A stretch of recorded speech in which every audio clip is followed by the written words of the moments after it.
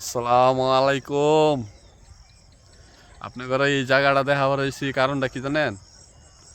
গেছে 15 দিন আগেও এখানে ধান আছিল। ধান কাটার সময় প্রচুর বৃষ্টি হয়েছিল না? সে ধান আমার কিন্তু একটা ভিডিও আছে ধান রেনের, প্রচুর সুন্দর ধানের। এই ধান কাটটা নিয়ে তোলার পরে এই দেখেন এখন মাছ দিছে সাইরিয়া। এই যে এটা এটা এই যে একটা ঘর দেখা যাচ্ছে, ছোট্ট একটা ঘর।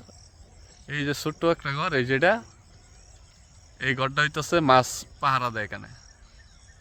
এই যে এই ঘরটার মধ্যে মাছ পাহারা দেয় সবাই রাত্রের দিকে। আর এখানটার মাছ আর কত সুন্দর চাঁদনি উঠছে দেখছেন? পানির তো চাঁদের উপরও চাঁদ দেখা যাচ্ছে, গোল চাঁদ। আজকে হয়তো পূর্ণিমা চাঁদই নাকি, চাঁদটা সুন্দর একটা চাঁদ উঠছে। আলহামদুলিল্লাহ। আপনারা আপনারা আমার সাপোর্ট দেন। আমি একটু পড়ে গেছি, আপনারা সাপোর্ট না দিলে আমরা কোথায় যাব? অনেক কষ্ট করে ভিডিও বানাই, আপনারা যদি না দেখান কিন্তু আমি ভালো ভিডিও বানাইতে পারি না। কিন্তু নতুন তো, অনেক নতুন, কিছু বুঝি না শুনি না। এই আপনার ভিডিও ভিডিও দেখে আমি সব কিছু করি।